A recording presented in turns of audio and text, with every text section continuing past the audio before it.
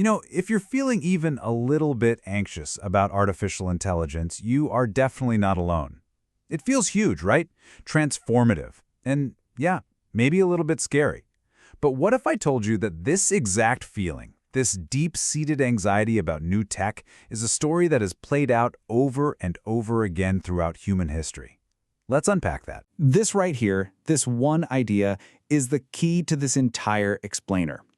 We're not going to ignore the challenges of AI, not at all, but we are going to put them into historical context to show you a really powerful and actually surprisingly optimistic pattern. So to really get a handle on our future with AI, we first have to take a trip way back into the past.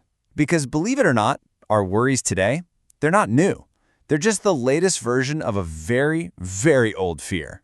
I want you to imagine a moment in history where one of the world's greatest thinkers was absolutely convinced that a new invention would completely ruin the human mind. The technology he was so terrified of? Well, it might just surprise you. Yep, you're seeing that right. The technology was writing. And the great mind who was so afraid of it? None other than Socrates. He was genuinely, truly concerned that this new tool for just recording information would be a total disaster for humanity. And his fears were incredibly specific. He thought that if we could just look things up, our brains would get lazy. We'd stop putting in the effort to truly remember. He worried we'd stop debating and wrestling with ideas to make them our own, and that wisdom itself would just become this collection of static, dead letters on a page, totally disconnected from real, living thought. It's a powerful argument.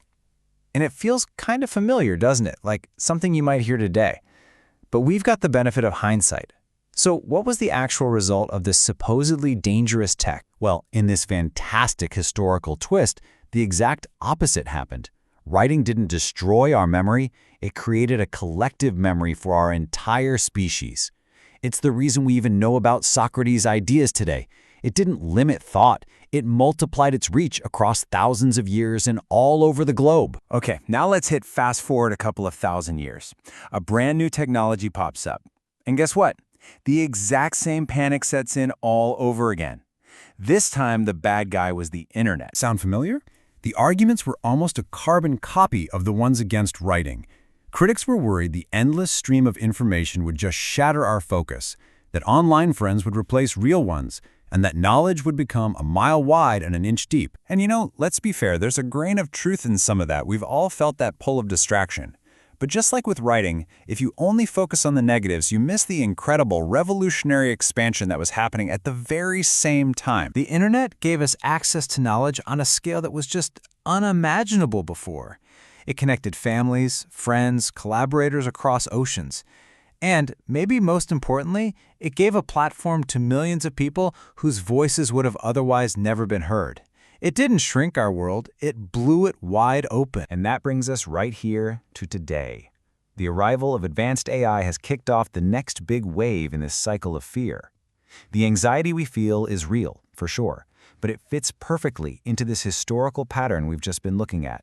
I mean, when you see it laid out like this, the parallels are just undeniable. The fear that writing would kill memory became the fear that the internet would kill concentration, which has now become the fear that AI will kill creativity and even our humanity.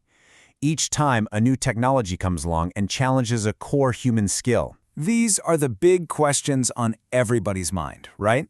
Will AI just do our thinking for us and make us intellectually lazy? If a machine can create art or music, what happens to our own creativity? And then there's the ultimate fear. Are we about to be made obsolete? So here's the crucial point. History gives us a pretty powerful answer. Just like we adapted to writing and the internet, we're going to adapt to AI. We didn't outsource our memory, we augmented it. We didn't lose our creativity, we just found new tools to express it. And we won't lose our humanity. We'll be challenged to redefine it, to make it stronger. Okay, so if history teaches us that resisting is pointless and panic is the wrong move, what should we do instead? The focus now has to shift from fear to strategy. How do we actually thrive in this new world? All right, here's a practical toolkit. It all starts with your mindset. First, you've got to adopt these tools, not resist them. Build with them as an ally, not an enemy. Then it's about where you put your energy.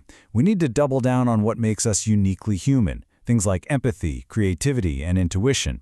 Let the machines be the filing cabinet. We need to use our minds to reflect and connect the big ideas. And finally, and this is a big one, it comes down to a whole new skill. The true power of AI isn't what it knows. It's in our ability to learn how to ask it the right questions. And this brings us to the ultimate takeaway.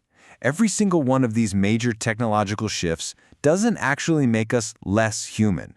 What it does is challenge us to be more human. It forces us to move up the value chain, to focus on the qualities that are uniquely, deeply, and yes, irreplaceably ours. So I'll leave you with a choice that history has offered us again and again. Are you going to be afraid of being replaced? Or are you ready to reinvent yourself, just like we always have? The pattern is clear. The opportunity is right here. The only question left is, what will you build with it?